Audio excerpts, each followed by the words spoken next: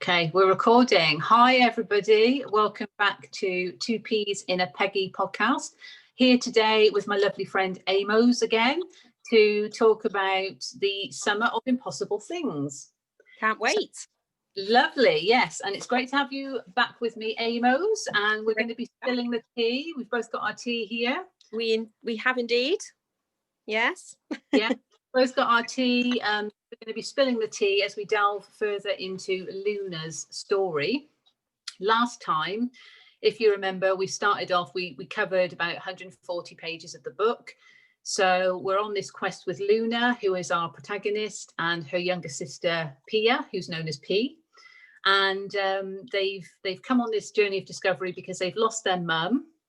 And there's been a revelation that's come out in the family of Henry, who is their dad, is not actually Luna's biological father. And we discover this because Marissa, the mum, has passed away. And in one of the films or videos that they played, she reveals this, but she also reveals to Luna, if you go back to this building where I was back in the 70s, where Henry and I met, you will discover the truth, you will find me. So that set our characters up on a bit of a quest, didn't it? Yes.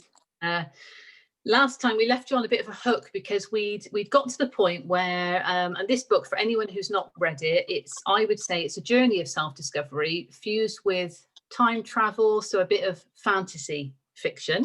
Yes. It's a book you can really get lost in.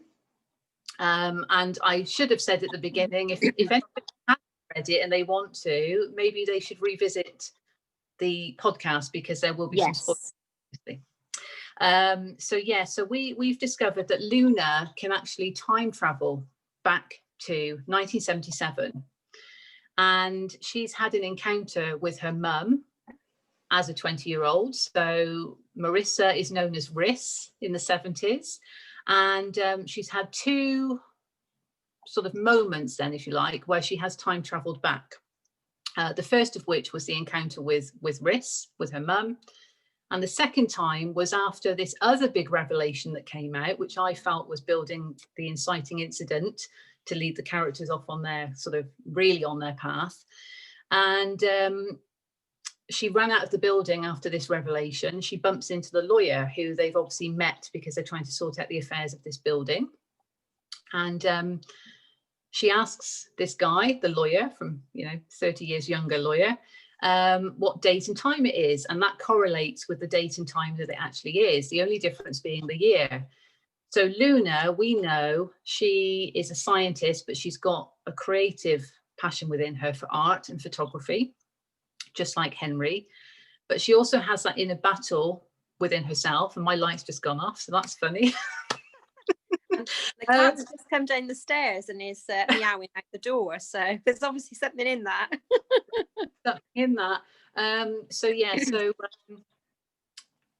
She's kind of realized she's got that proof, but she's still got that inner doubt, hasn't she? So just like she's a scientist and also an artist within her, she looks at the logic, but she likes the dream world of the art world. She's also got that inner battle with, am I actually seeing it? Is it real, or is it a fantasy? Is it a delusion? Am I just making these things up in my mind because I want to see them? So we covered that last as we were setting up the story. And we were a bit of a kind of, teaser podcast last time because we left it on a bit of a hook, and we got to the point where they've watched this film in the building because they were given this box, which was to my daughters. So their mum had left it for Luna and P. There was film inside. So they start watching this film and they discover that their mum was sexually attacked. And in defense, she killed this guy. So it's like, whoa, that's a big shocker. Massive. And but not only that, we realized that her sister, Aunt Stephanie, also knew about it because she covered up whatever happened that night. So we're building up to this point of there's lots of secrets, there's a bit of darkness around it all. And the two sisters, the mum and the aunt, haven't spoken for 30 years because we learned that as well. So it could be to do with whatever happened. So as a reader, I know certainly for me, I was wanting to know more. And keep us going. And for Luna, she's trying to also discover where she comes from, I suppose, because it's that realization of I'm a product of that horrific thing that happened to my mum. So she's getting her head around that as well. I'm glad she didn't phone Brian to ask what he would do, because he with his views. So quite a big revelation. And we left it at that point. But what happened just after that, as we know, is she goes back to Mrs. Finkel's house where they're staying. So her and her sister are there. They've had something to eat, and then P goes to bed. Mrs. Finkel and Luna are having a conversation. And Mrs. Finkel reveals that there was darkness and evil to that night, which we already kind of know because we get this sense of the attack. But she then reveals that a man disappeared the same night as Rhys. So now we're like, well, that's got to be the guy, surely. Yeah. So Luna is kind of, I want to know more. And we find out that the guy that went missing, whether it had anything to do with Rhys or not, because at this point we don't know for sure, was the priest, Father Thomas Delaney. So already I'm kind of thinking as a reader, wow, that's a guy who's actually a respectable member of community, being a priest. Yes. That could open up a whole, wonder of things, couldn't it? Absolutely. And Mrs. Finkel shows the picture, and of course Luna is kind of like, oh my gosh, he's got blue eyes as well. There always seems to be this thing about eyes in the book, doesn't it? Because we talked last time about looking through the lens, and yes, she felt like an outsider because of her blue eyes, and then she's trying to look for other people, and it's the eyes, and then looking through the lens of the camera to validate if what she's seeing is true. So lots of things with eyes. So is that the guy? She thinks it is, and that was the point that we kind of got up to in the book. And we now move to 9th of July. So they've already been in New York for a couple of days, and we're now moving further on with this truth that they now know. So that was just to recap what we kind of covered last time, plus the little nugget that we didn't reveal, which was the priest.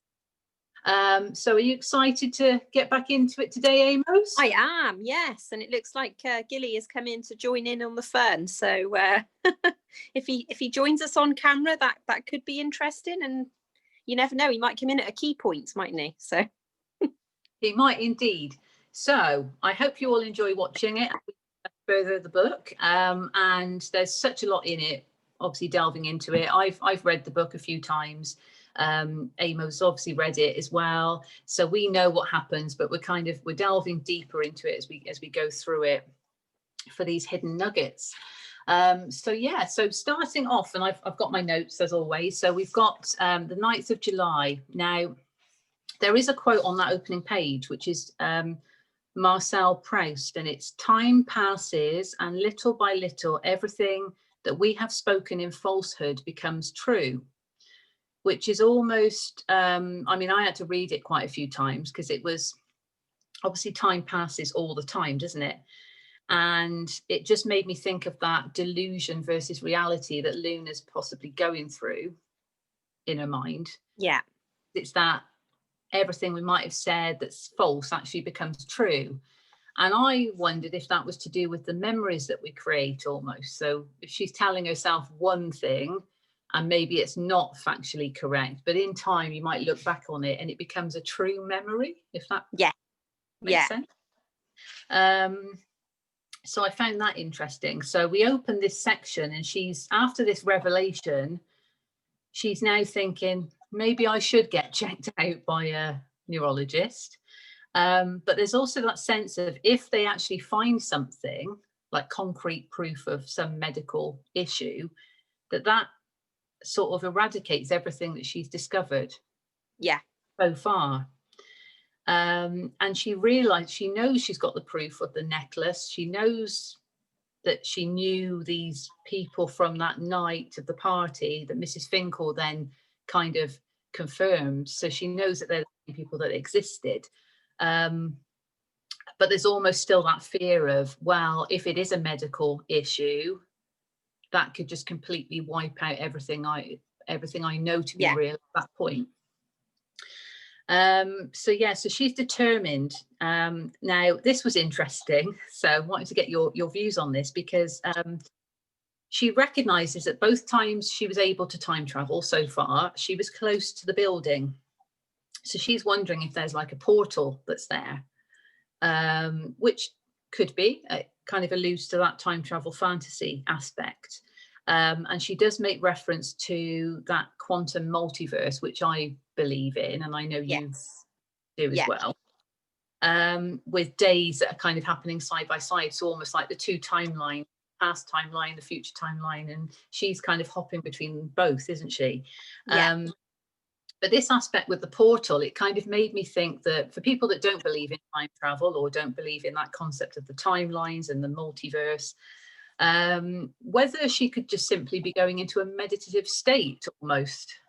Yeah, that's definitely a possibility, isn't it? Because it's like when we have a dream, you know, we're going into that place, aren't we, when we dream, or like you say, when we go into a meditation, or even if we're out for a walk, sometimes I find you can be transported almost into another place. It's a really strange one, isn't it? Because it's kind of, she's looking at all the possibilities, because she's a scientist. She's kind of, right, okay, well, it could be this, or it could be this, or it could be this. And we're kind of going on that journey with her, as the reader, trying to work out, oh, the light's back. Which is it, you know, what is actually happening to me. But certainly I believe that, you know, in the quantum multiverse, and that, you know, we are kind of, there's alternate timelines always running kind of in parallel, definitely. Yeah, I very much share the same view, and the light is back. So it is.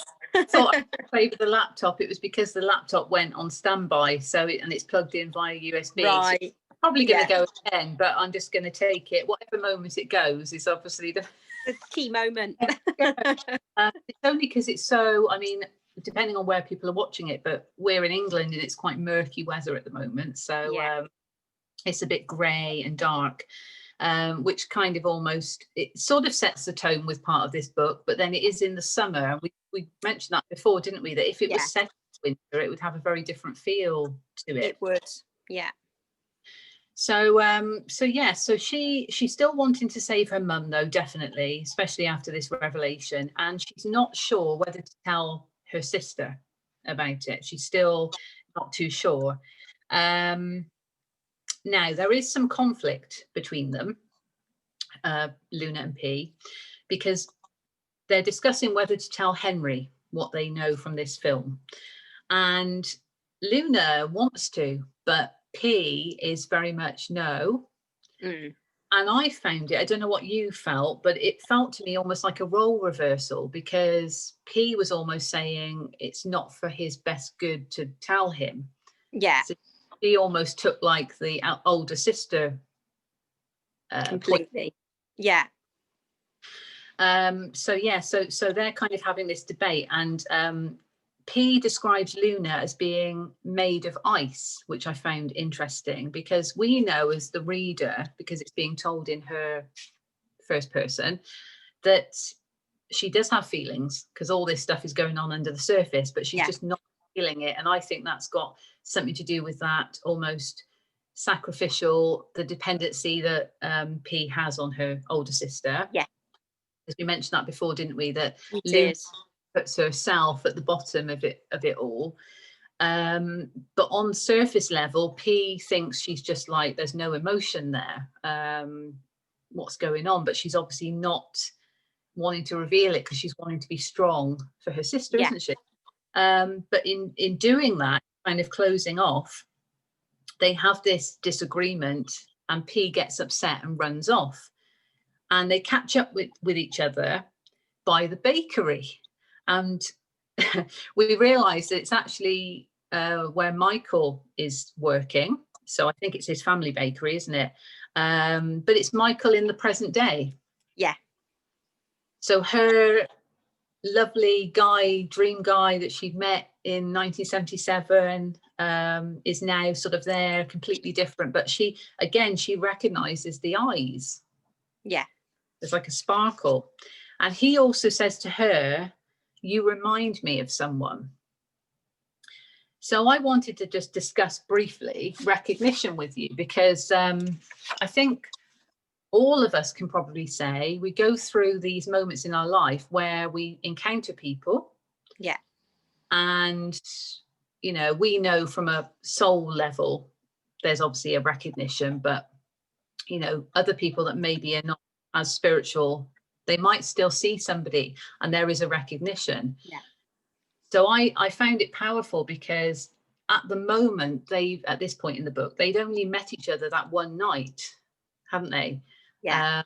In 1977, and she was able to obviously alter the past. So he does recognize her, because he did meet her 30 years ago, but now she's here. It's almost a bit weird, isn't it? I just wondered if you had any views on recognition as a general thing. Yeah, definitely. I mean, it was interesting you said about recognizing people at the soul level, because I was going to say exactly soul recognition. And I feel that's happened many times, and as I know it has for you, through the course of my life. Certainly, as I've developed more on my spiritual path, it's kind of, oh, I know that I've had a connection with this person before, and it's just the kind of deep knowing within you. And I have even had somebody say it to me, you know, oh, I know you from somewhere, but I don't know where from. Yet I know that I haven't met you before, at least not in this lifetime or on this timeline. But I know that I have encountered you previously, or my soul has. So it's fascinating, isn't it? Because it's, you know, it's really getting into those layers of, well, the soul, and kind of recognizing people at various levels, and not just what we can see straight in front of us. Yeah, absolutely. And you'll have to excuse me, I had a cough fit then, and a bit Probably more. have one in a minute. Get my tea down me, but it sort of went down the wrong hole. Wrong tube. Yeah, but yeah, it is very much that, because there is a deeper knowing within us, I think, that is definitely, yeah, and the eyes are the windows to the soul, ultimately, aren't they? So it's very kind of good how they bring it up with eyes all the time. So yeah, for sure. Now, after the bakery, they're walking, and Luna doesn't really want to accept that the current reality is the only truth. Because then it has to stay true. And it can mean that, like, memories, I can feel the tickle again. So can I. Yeah. Mirroring each other. Yeah, definitely. Memories are sort of tarnished then. And she says something which is, it will always be her life and mine. But at the same time, she doesn't want to allow that to happen. She doesn't want it to have been that time of all of that pain that her mum had to kind of go through because of that night that haunted her for the rest of her life. But thinking about changing the past, I wondered, and I know she does mention it later on, but at this point I was thinking, has she even thought to herself, if she is able to do this, she might then not exist herself? Because she was the result of that night. Yeah. She stops it. So again, is that a sacrificial motivation that she's got, of kind of saving the day for the betterment of her family? I found that really, really powerful. So then she goes to the building. She goes back to the building, and she's got the camera with her, which she describes as a familiar weight around her neck. And it's just like having Henry with her. So she obviously feels comforted. And as she's about to set off, and I will just find this in the book to get your view on it, because they have an exchange. Luna's obviously heading off, and P is concerned that Luna is going to go and jump off a bridge or something, or do something silly. So she's trying to say, you know, please tell me you're not going to do that. And Luna reassures her, no, I'm not. And this is what P says. Good, because I can't do life without you, okay? Forget all that bullshit I said about being there for you earlier. I need you to be there for me at all times, on a 24 hours a day, 7 days a week basis. And then Luna responds, as long as I'm alive, I tell her, I'll be at your beck and call. So I thought that was, again, this is why the codependency comes up for me. But also Luna is almost kind of wanting to do it in a way. Mm. It's like, you know, I'm going to put you before me, whatever it takes. So I just kind of wanted to get your feelings on it, because I felt, part of me was thinking, does she even realize she's saying it? Is she just trying to kind of, you know, allow P to sort of not worry, to kind of, you know, I will be here for you, don't worry? Mm. Or is there a sense that she feels she has that place of, I want to say place of power, but I kind of mean in their relationship, she's the one looking out for her and she feels she has to do this. And maybe doing it for P is giving her that motivation, that extra motivation. So I just wondered what you thought on that. Yeah, I think my take is kind of, you know, Luna is an empathic soul, clearly. She's very sensitive, and I think when you're an empathic soul, you often want to be of service to others. That's kind of what you want to do. But sometimes when you are of service, your boundaries are not very good. They're not very strong. Yeah. And so you feel that, particularly when it's a family member, and that family member is quite dependent on you, and they, you know, they've got a lot of things going on, they need that support. Your feeling as an empath is that you want to do anything you can to try and protect that person.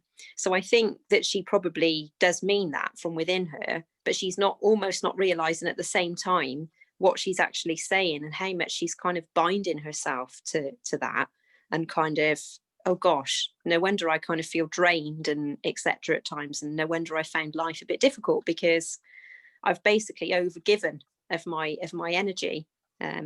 Whether that's a family member or not, it's a valuable lesson for us all, isn't it? It is, and I know we can relate to that 100%. And interestingly, she does go on in this section that we're obviously covering today. She does go on to mention about the physical impact, not only of the time travel elements. And she does make reference to feeling drained like a battery. Yeah. So it does tie in with that.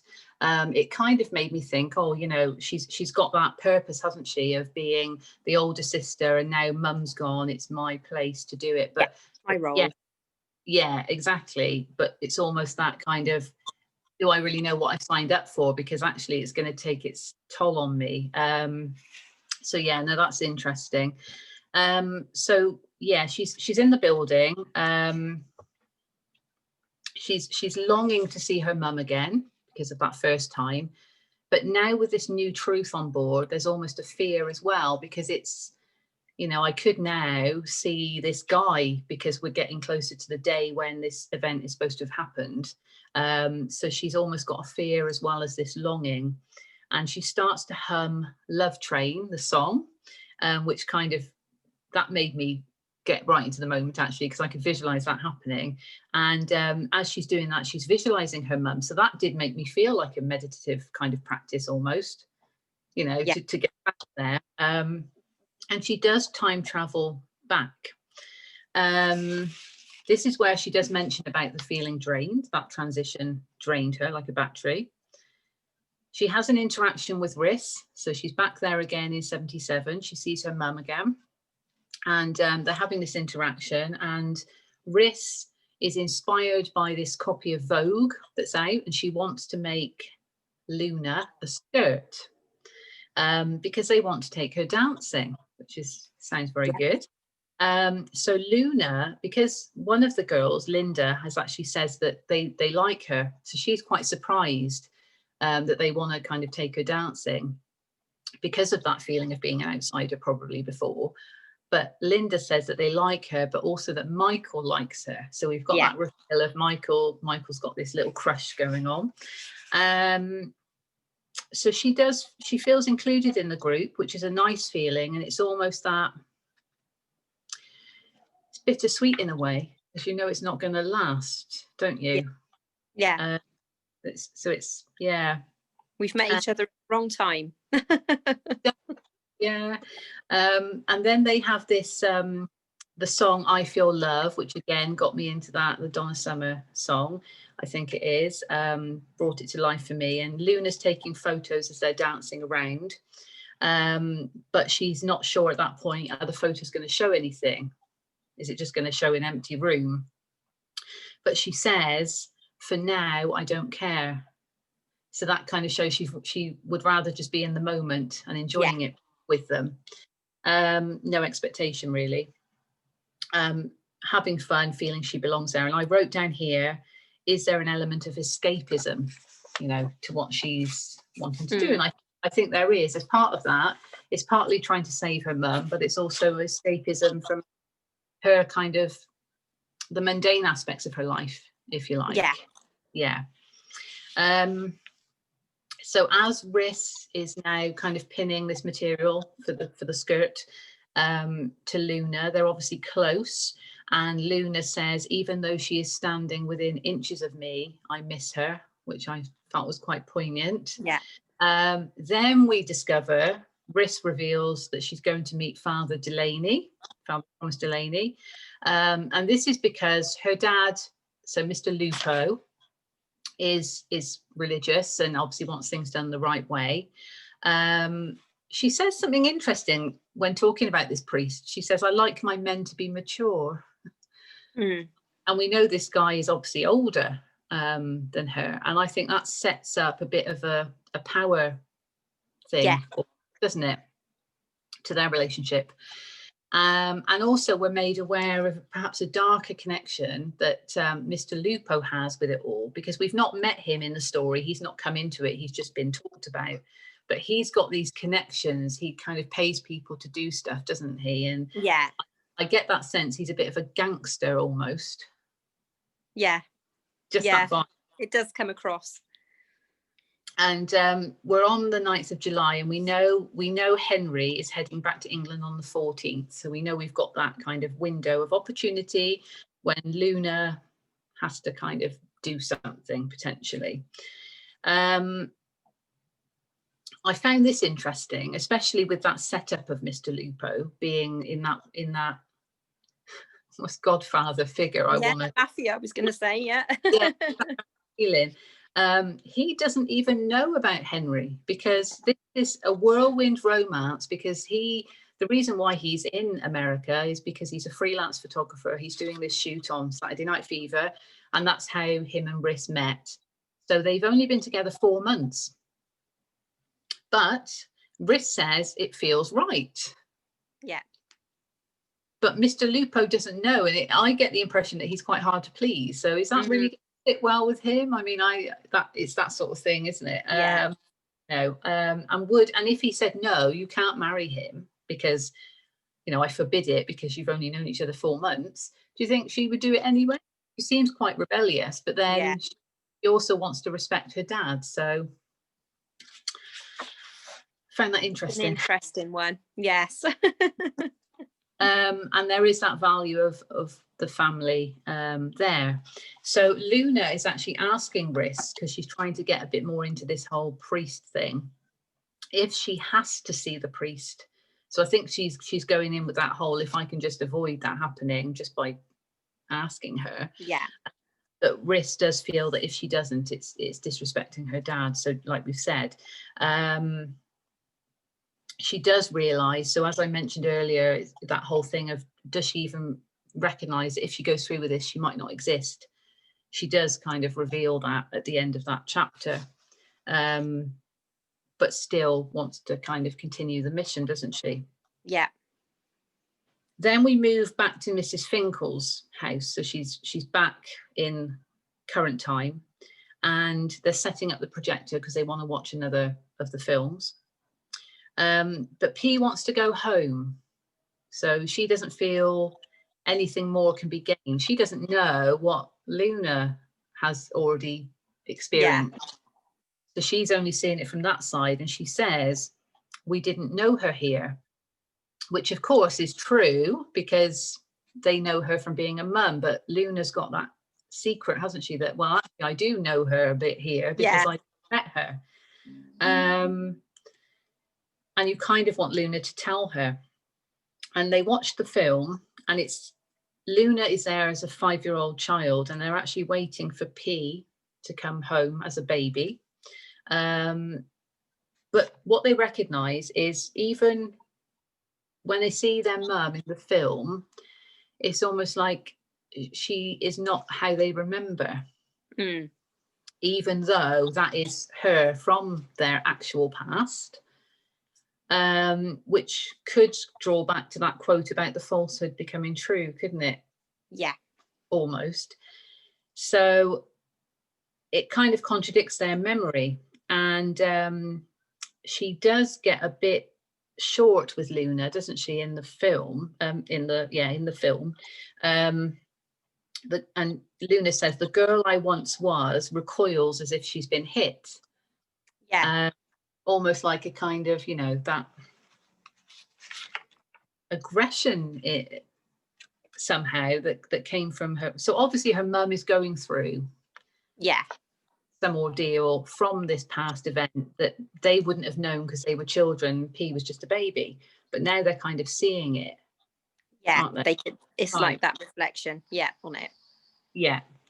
And their mum's smoking, she's drinking, and P is now feeling a bit like she blames herself, because she's the baby in the situation. It's almost like I caused that.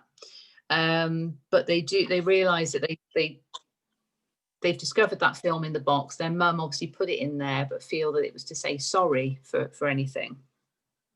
And Luna still can't reveal what's going on, and it's just like building up the tension, isn't it? Because I'm kind of thinking, just tell her, because then it'll kind of make things a bit more clear. So we then go on to the 10th of July, Amos, and we've got another interesting quote on the opening page, which I will find. Get your thoughts on this one. So this is from H.G. Wells, who is an author, and he actually wrote a book called The Time Machine, as well as War of the Worlds, but The Time Machine, which seems appropriate here. So he says, "We all have our time machines, don't we?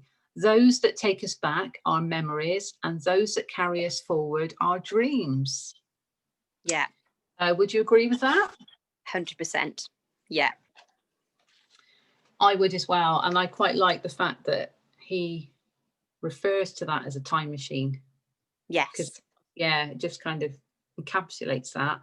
Now, what they're doing as we go into this section is they're reflecting on this talk. And the imagery that this created for me was quite something. Yeah, so Luna's talking, and she's saying, or the idea that this other man lives on in me makes me want to claw my own veins out of my body, which is quite, for me, that imagery was quite significant. Now, I know further on, she does sort of mention that regardless of that, she almost wouldn't change it because she is her. Yes. So it's almost, she's saying this here because I know how she's feeling, which I found quite a distressing sort of feeling, to want to claw your own veins out of your body. Yeah. That image, but it's because she doesn't want to open up about any feelings about that pain, because her view is, if she can erase the pain by changing the past, it's not even necessary to speak of the pain because it won't exist almost. Yeah. And this further kind of shows the coldness she has to it. But actually, is it being cold or is it being truthful? Because it's good to open up. Is this just avoidance on her part, or is she actually being sensible of not wasting the energy to talk about it because it's going to change in her view? I mean, I don't know what you feel about that, but I agree. I think sometimes it is valuable to revisit things sometimes, but not to kind of rehash, because it's just like you say, especially when it's something painful, it doesn't really get you anywhere, does it? So No, and she's also saying, even if I erase myself, so Mm. that's very much like on her mind now, whereas Mm. it wasn't before, but it's kind of that acceptance of, well, if I'm not here, what's the point in me talking about pain that I feel, because I'm not going Yeah. to be feeling it. So quite deep that I felt. Yeah, very. Now they want to go and get the camera film developed. So they go to this studio and they meet Christy Collins, who's a bit reluctant at first to let them in, but then she does, and they develop the film. And Luna's trying to kind of remember what Henry has taught her in the whole, film. So that's quite a nice correlation there. But they see there's a photo of Rhys. So there's two things. Luna has proof now because Rhys is on the film. P still doesn't know at this point. So she's like shocked because there's a picture of her mum as a 20-year-old. She thinks that Luna's taken a photo of a photo. Mm. And like just seeing her face was the shock. But we know that it's actually proof that she was there that night. And again, that validation through the lens, isn't it? Yeah. Brought that. She still doesn't tell P at that point. And you'd be like, well, this is my proof now. I can tell her. Yeah. But she doesn't. But still being protective. And I'll go to this quote because it kind of links back to that statement about erasing the past and erasing the pain. So she says, if I succeed in altering the past and saving Mum, then no one except perhaps me will ever know anything of what I've done. And I might not even be here to whisper the tale to myself. So again, is it like a secret quest that she wants to just go on and then she's just going to disappear? But then feels that way, doesn't it, on one level? Yeah. And almost like P wouldn't necessarily know the past has changed. It's just gonna, it's a weird concept, but quite fascinating really. And I was thinking, why doesn't she tell her? Is it like fear of judgment? Is it sacrificial again with that protective element? Or is it just unnecessary? What's the point in saying it? Because, I still don't know if I can do it yet, but we'll go there. So then the next chapter, we find ourselves at the Brooklyn Rare Artifacts Gallery. And Luna is starting to have these symptoms of the time travel, which is weird because it usually happens by the building. So it takes her by surprise. And it's almost like, oh gosh, and it's happening more and more. We meet the store owner, who is called Milo, who P takes a bit of a shine to. They get on well, don't they? So obviously they go in because Luna's not feeling that great. And whilst in the shop, she does ask, whilst they're there, do you have anything from 1977? So he makes reference to The Shining. Now she goes off on a bit of a wander and she finds this back room, which is down some steps. And she finds The Shining, but then she's also back in 1977 and Michael's there with her. So it's like, oh, wow. I mean, she could feel the effects of the time travel coming on. And part of me thought maybe she did kind of walk away because she knew what was going to happen. But obviously she sees Michael. And there is another thing here about fated moments, which I thought we could kind of mull over. Yes. So he, I'm sorry about this, my light. Yes. I mean, that's fate, right? You and me running into each other again. That's a sign right there. And I just kind of thought, it does mention about fated meeting, I'm sure somewhere, but it is that kind of fated moment, isn't it? Of they're obviously meant to be getting to know each other and developing this relationship in the 70s. So this time travel is almost allowing that to happen in a way. She's living a bit of a different life there, isn't she? And I just wondered, because fated moments, I guess it relates back to what we were talking about of that soul recognition. Yeah. because these fated moments are kind of destined moments, aren't they, in our lifetime? But we don't necessarily know what time, when and where it's happen. It's almost like, oh, it was meant to happen for a reason. That's what we always kind of think, haven't we?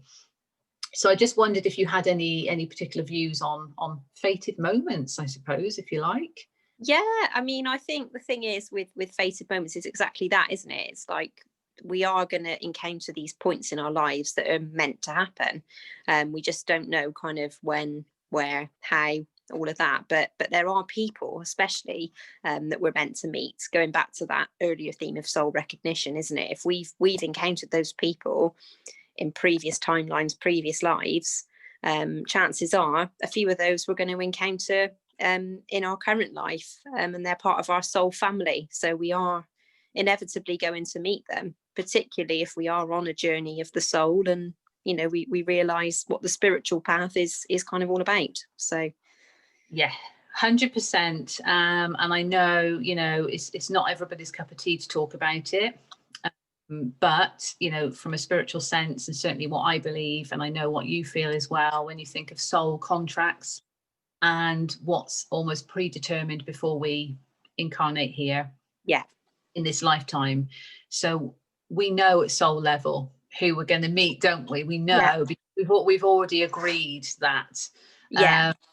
But obviously in this lifetime, we because we're living in this lifetime and experiencing what we're experiencing, and it's going to be different, we're growing and evolving all the time, and we don't necessarily know. It's not like we've got in our mind, right, on this date I'm due to meet so and so in the park, because we've agreed that back, you know. We don't know.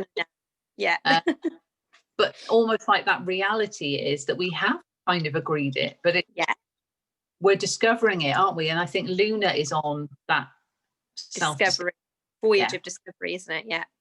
Voyage of discovery, indeed. So so they've had this fated moment in this artifacts gallery shop, and he's wanting to buy her the Shining, but it's starting to freak her out a bit because she makes reference to the fact it unsettles her, and I think it's because it's happened in a different place to what she expected.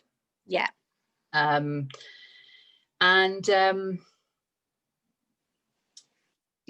another quote here, page 194, where he's wanting, the reason why he wants to buy the book is because he wants to put his number in it, which is very nice, gentlemanly. It's cute. So it is cute. So he wants to obviously see her again, and she kind of says, no, I can't. This is in terms of going out with him, in other words, like a date, if you like. I can't, I say, I have plans. And then he says, fine, well, you can't have plans for the rest of time, Luna. Which is why he then wants to put his number in the book. But it's almost like, well, you can't have plans for the rest of time. Well, you can't, in a way, or you can. And if only you knew that, you know, for the rest of time, in the next 30 years, actually, she's already lived it in a way. So I felt that was interesting. But then when she kind of goes back to the recent time, which happens very quickly, Milo offers to give them a lift because it's hot outside, so it's too hot for them to walk back to Mrs. Finkel's. And but before they go, he gives her The Shining copy, and she opens it, and Michael's note is in the book. So that is further validation and tangible proof that she just experienced that with Michael, isn't it? 100%. Now, so she's really onto this idea of creating a new version of reality, isn't she? And there was something I wanted to discuss with you about past, present, and future.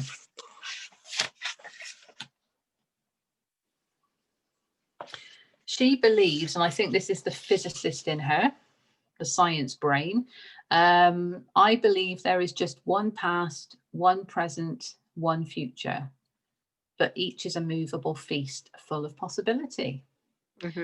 Would you agree with that?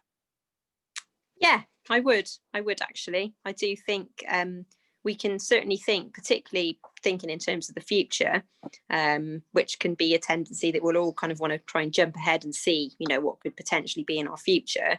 That is a complete sea of possibilities, depending on what, you know, we're lining up with at that point. We could be lining up with something, and then something completely unexpected happens. Oh, okay, that's flipped us onto a different path here and a different timeline.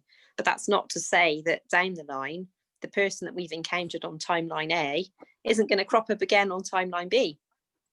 So yeah, there are many possibilities in terms of how things play out. But I do think that the people that we're meant to meet and encounter, as we said earlier, and the things that are meant to happen as part of our fated meeting destiny will happen. It's just we can't control kind of when and how they happen. When and how they happen, yeah, exactly. And she goes on to say on that same page, this goes back to our previous conversation actually about feeling drained from that empathic energy work, if you like. I think that one way or another, embracing this incredible gift means accepting there's a price to pay, and that in all probability the price will be me. Now, we know she's talking about the ultimate goal of what she wants to do here, the mission in this case, but I pointed that out because it's an incredible gift. Yeah. Because it is, isn't it? To be empathic to other people, yeah. It is incredible. But there is that price to pay if we allow it to get to that. Yeah. So then she's further saying about detaching, switching her feelings off. And this is the bit that I was referring to earlier.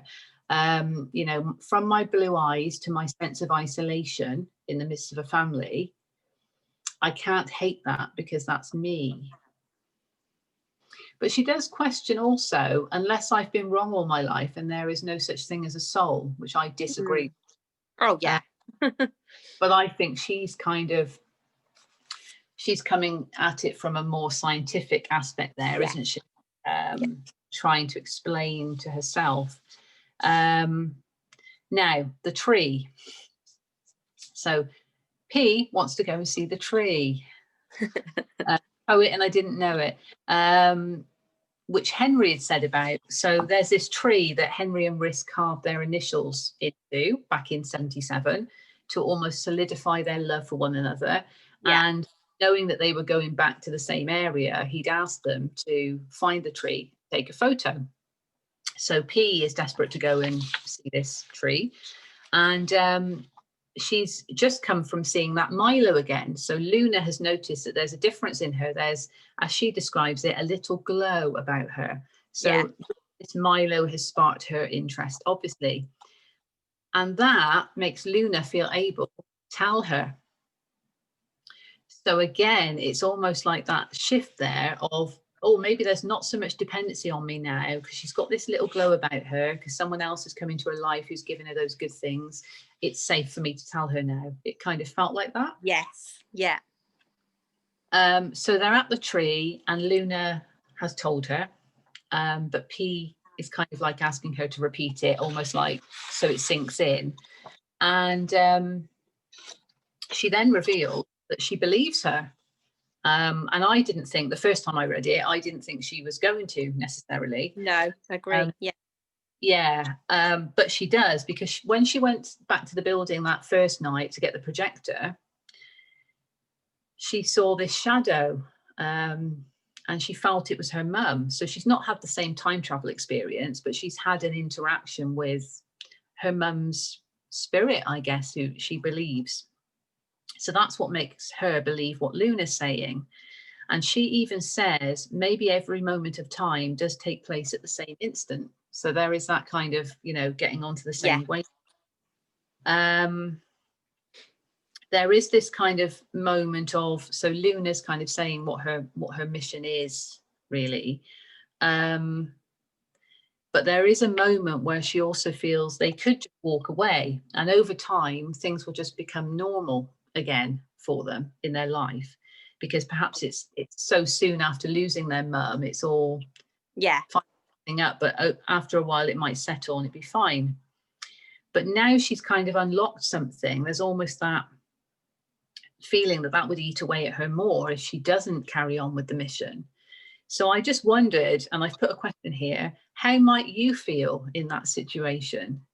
You know, because your sister might be like, I recognize what you want to do, but I don't want to lose you. I don't think we should change the past or whatever. And you could go along with that concept and be like, yeah, we're just going to go back. As soon as we're back in England, it'll all be fine. We'll get back to normal. But will there always be something there making you think I could have changed something? So yeah. You can't unknow something, can you? Essentially, once you know it, it's like, you know, she knows, she's experienced those things. She can't unknow it now. And if she thinks there's even a possibility that she might be able to change something as massive as what happened to her mum, she's going to want to seize that moment and that opportunity. And I think that's the case with anything in life, really, isn't it? If you feel a bond with someone, and that kind of things go a bit askew for whatever reason, you're going to want to do whatever you can to try and put that right. So yeah, it's a difficult call. You can't unknow, can you, what you've discovered? Basically, you can't just brush it under the carpet, or at least we can't as empaths anyway. That's right, yeah, because it would be eating away at me, because I'd be thinking, if I had that power to be able to change things and I don't use it, am I doing myself and other people a disservice? Yeah. But then there is that whole thing of familiarity as well. I don't know. Yeah. It's, you know, but I guess Luna at this point, she's almost got nothing to lose, because she was living that mundane reality, feeling like an outsider. And not to say that that's a reason to go ahead and do that, to eradicate herself from history.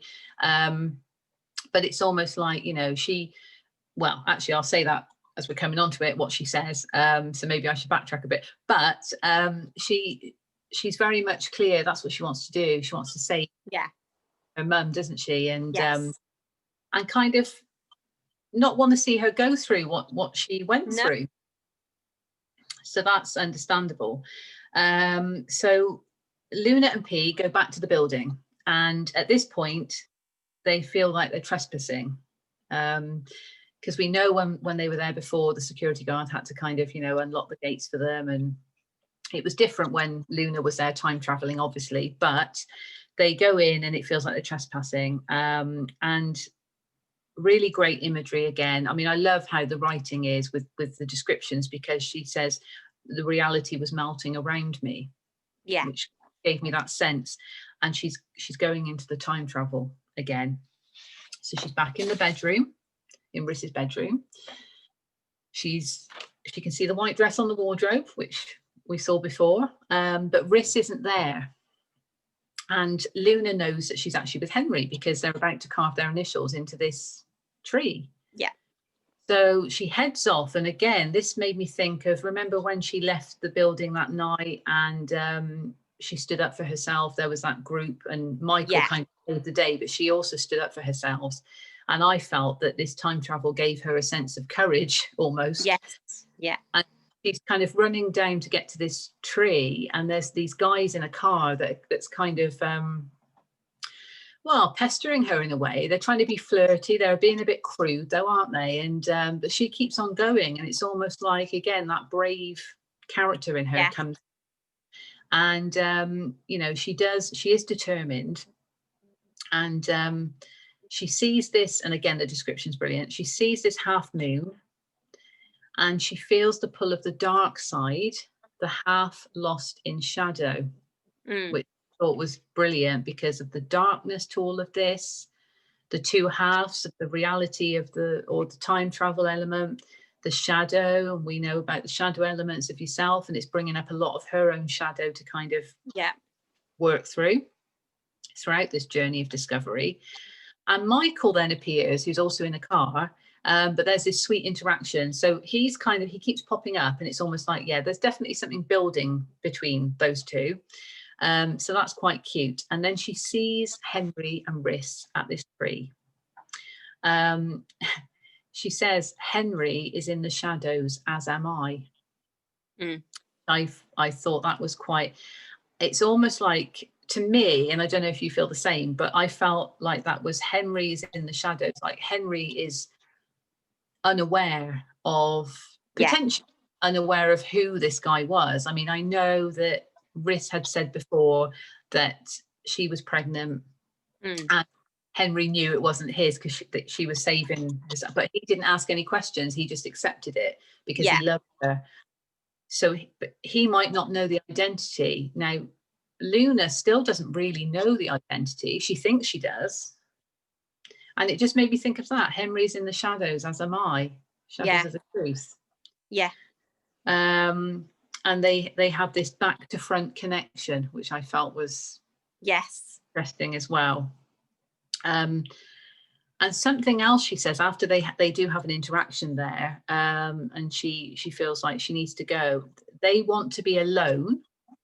I want to never leave them. So that sense of seeing them both together, blissfully in love, before any of that happened, she kind of wanted to almost freeze frame that and keep it. That was how she wanted to be. Equally doesn't want to leave them, but I think there's a deeper meaning to that. And we know she does take the knife. I think she hugs Henry, and she takes the knife that they've carved the initials with, because later she returns to the tree to carve her name in it, because again, that'll be further proof that she was able to do that. And so I kind of wanted to discuss about the safety and the danger aspects, because there is that feeling that she's being brave again. But is it because time is on her side? And what I mean by that is, it questions the reality. She's kind of safe, isn't she? Because she's in 1977 through this time travel. Yeah. She doesn't exist almost as she is in present day in 1977. So does that make her a bit more fearless? Because it's almost like, probably. Yeah, that's what I kind of thought. But she does kind of say, and I'll just read this one out. We're almost at the end of the discussion actually today. I was going to say, blimey, that's flown by, hasn't it? It just goes to show how much there is in these kind of chunks of the book. Yeah. But she says, she feels more fragile, more vulnerable, as if each time I push my way through the veil, I leave a layer of skin clinging to its barbs, which I've just again, the writing is just brilliant. Oh, the imagery, isn't it? Yeah. But that sense of, the more she does it and the more she pushes that, it's taking a bit of energy away from her each time. But she's still persisting with it. Now, after that encounter with them at the tree, she goes back to the building. She hides the knife in an air vent, because again, if it's there at the air vent, that's proof. She goes back to the present day, and P is kind of shocked, and she suddenly reveals that Luna actually vanished. So she time travels and she actually vanishes, which is something we didn't know before, because she's only ever done it on her own. And they rush to the tree and her name is there. So we know that that's proof. And there's validation also from having P there. So P's able to see it. It's not just Luna seeing it in question. And she realizes now she can control when she time travels and when she comes back. So it's like an additional superpower, if you like. Yeah. And as they're talking about this mission again, it's bittersweet, because P is also afraid of, as she says, being lost to chance, because she still loves her life, mistakes and all. And I felt that showed a lot of spiritual maturity, because she's this recovering addict. She's been through such a, but it's almost like she wouldn't change it because it's made her who she is. And she's kind of fearful that if things do change, it might even change her life. It might even change whether she exists or not, which I guess is a possibility, isn't it? Absolutely, it is, yeah. But Luna reveals that she feels P is a constant. It's almost like, well, no, I can kind of see you in the future. You were meant to be. You were meant to be. And this is the bit I wanted to kind of end it on, because she feels she has a chance to course correct what's happened, and that maybe she was never meant to be born at all. So kind of going back to that whole order of things, and maybe her purpose in life was to actually change the past. Yeah. And once she's able to do that, her purpose is almost fulfilled in that way. There's quite a lot of different interpretations of that, I felt. And that kind of takes us up to, I think we're then on to the 11th of July. So there's 3 more days that they're in New York. So there's still a bit to go on the story. We haven't had that interaction with the priest yet. We don't know if we're going to. I mean, we know what happens, but you know, as a reader coming into this new, we don't know. And we don't know if somebody else is going to be in the mix. Are we going to see the lawyer again? You know, are we going to actually meet Aunt Stephanie in real time? You know, there's a lot still unanswered. So to kind of summarize, we've discovered that Luna has this proof now because Rhys is on a photo. We know she vanishes when she time travels, and we know she can control when she leaves and when she comes back, but it's having a physical effect on her. So there is that kind of question, is she going to make it through to complete her mission as well if she's depleted? She's finally confided in, so that's taken a bit of the kind of secrecy away. And I felt that this section of the book actually was more to do with the sisters coming together. Yes, their relationship. Yeah. Definitely. Michael's obviously popped up to further kind of, you know, enhance their relationship. And we've also met him in the present day. So we know that there's that interaction there between the timelines. And that Rhys is planning to obviously meet the priest within the next few days. So we know we've got that time window of opportunity. And also Mr. Lupo, are we going to find out if he's shady, or is that all? We don't know. So I just wondered, you know, what you kind of felt of where we've come up to this point so far and what's potentially ahead of us, because we're kind of heading into the final act almost of the book. And we've still got some unanswered questions because we haven't got the proof yet of what happened. And we're about to potentially walk into this incident. So there's still a bit of kind of, oh, the big thing is probably going to happen that we're aware of. And it could be very dramatic, could be very disturbing. And is Luna going to actually go through with it? Is she going to save the day? What's kind of going to happen? So any other thoughts that you had on it? I think really, I mean, it is that cliffhanger, isn't it? Because every bit of it is, you know, it's a real page turner, the whole book. But I think really this particular section was a very emotive section of the book. You know, like you say, exploring those relationships and impacts that, you know, between the sisters, the impact they've had on each other, their reflections on their journeys to date, and kind of what it's all been about. And I did feel, as you kind of said, that final point about, you know, almost kind of if she does that, maybe her purpose is complete and she will cease to exist. You can feel the tears in your eyes at that point, because you think, oh my goodness, imagine if that was actually your purpose in life, to help somebody else, but in doing so to cease to exist yourself. So massive. And I can feel a chill going down my spine as I've said that. It's that sacrificial element again, isn't it? Because we already know that she's willing to do it for her sister, and she's even willing to sacrifice her own needs for that. And now she's got this mission ahead because she feels that she's the best person to do this, because she can see what she terms as impossible things, you know, but she's got the proof now. And it's almost like I felt also that the doubt that she had in the beginning has maybe dissipated a bit now, because she's got that tangible proof, hasn't she?